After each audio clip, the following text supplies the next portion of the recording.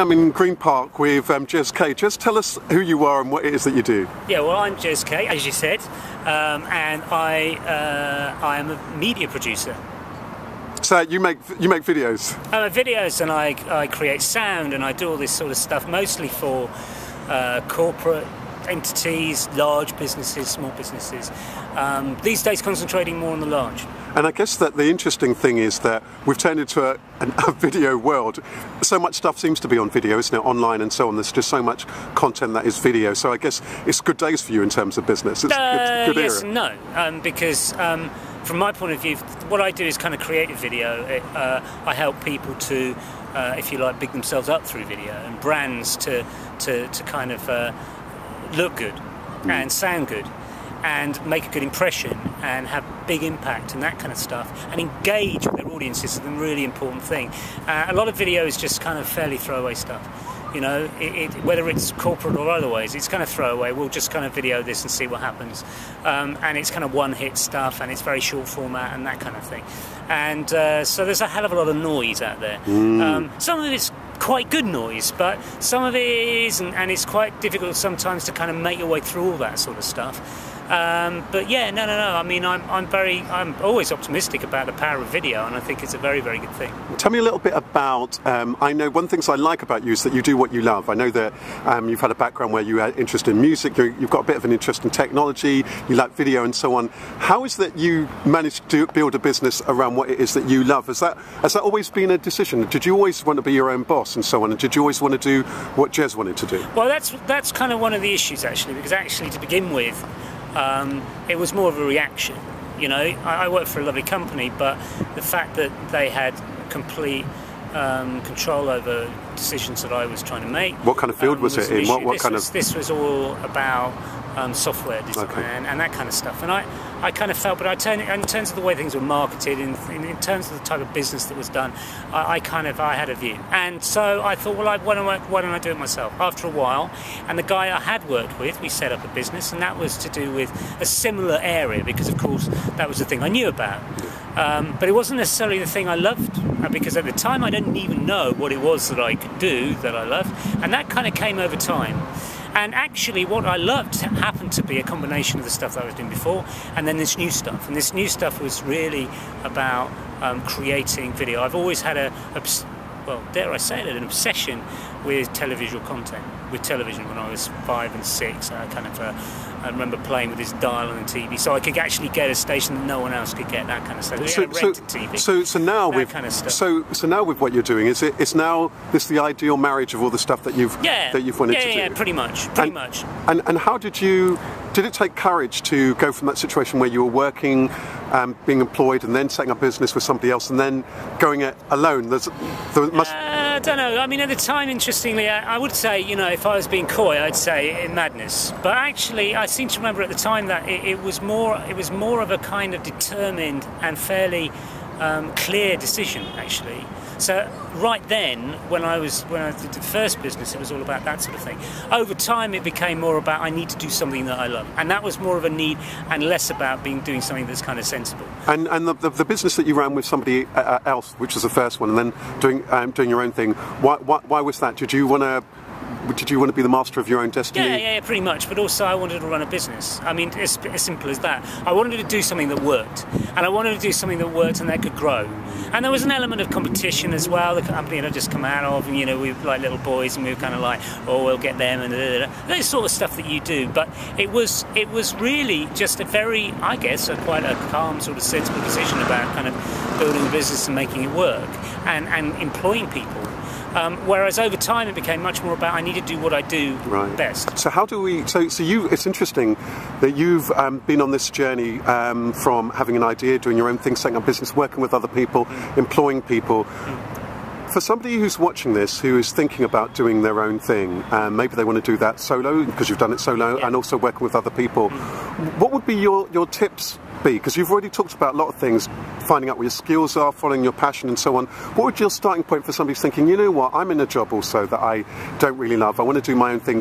What would be your advice? Well, the first thing I would say is instead of taking the long road I've taken, do something you want to do. Yeah. and take time over finding out what that is, because it may be that you don't know. And if you're reacting against something, that's quite important, because you can easily make snap decisions. They're the easy things.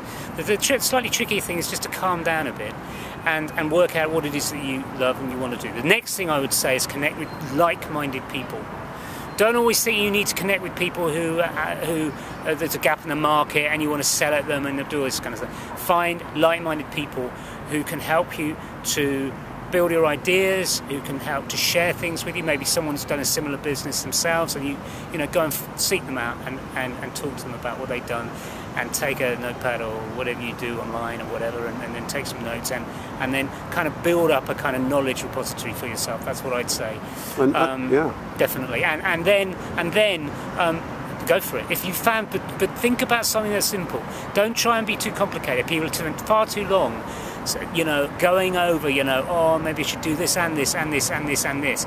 And if you do too many things, I've done this, you do too many things, you end up by diluting your product, actually, by adding too many things. People don't understand what it is you're coming at them with. And as a result, you just end up being like everybody else. Tell me, what's the best thing you've ever done and the worst thing you've ever done in business? The worst thing I ever did, which is the easy thing, really, is having won a piece of business with a client, I decided to spend money with that business. And I spent more money with that business than I did actually for the piece of contract that I got with them. That was a very bad move, because I didn't actually need the piece of business from them at all. And that was a bad decision. I think generally I'd say that for purposes of people who might be watching this, the worst decisions that you make sometimes are the things that you think you ought to do. You think that, oh, in an ideal world, maybe I should be doing that kind of thing because that's what other people do. That's not the way to do things.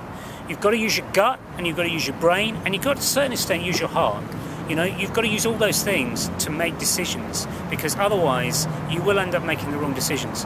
Best things, I think some of the creative that I've done has been very, very good.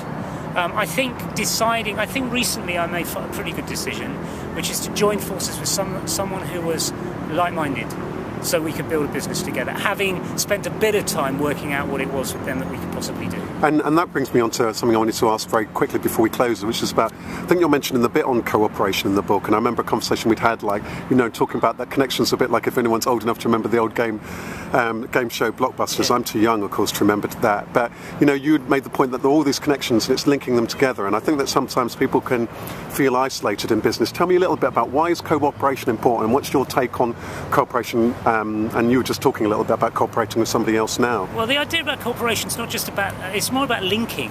It's linking people and linking things. And I don't mean connecting and getting into a great big cheese and wine party. I mean actually finding, as I said, like-minded people who can help you to build ideas, but also swapping things, helping them, giving them information, getting them to give you information. Little things matter, little things.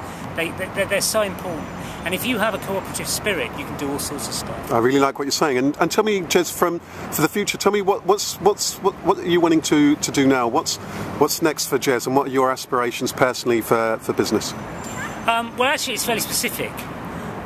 There's a new product. The new product is all about people in business, and people in business and video, and showing the workplace and how they work together. And typically in corporate video, it doesn't kind of work like that. Typically everything's about a talking head, a bit like us, but people sitting at a desk and explaining about stuff and then talking for a long, long time, like I'm doing. But this idea is much more about people working together, and you actually seeing how they work together and how they exchange ideas, similarly to what I've just been talking about. And it's really exploring that with businesses. And in these days of social responsibility and the big corporate global bubble, and how do we deal with recession and all that kind of thing, and how people are combating that sort of stuff, is quite a compelling thing. So we're developing a set of, if you like, programs with organisations so that they can show that to the world, internally and externally. And so that's the next thing. Fantastic, that sounds great. And for people trying to find you, what's the website, best way for people to track you down? Go to officeblink.com. Officeblink.com. It's always a pleasure to speak to you, Jez. All the best with the video, with the helping people in the workplace, with the connecting, and with the next stage in your business. Thank you, a pleasure. Thank you very much indeed.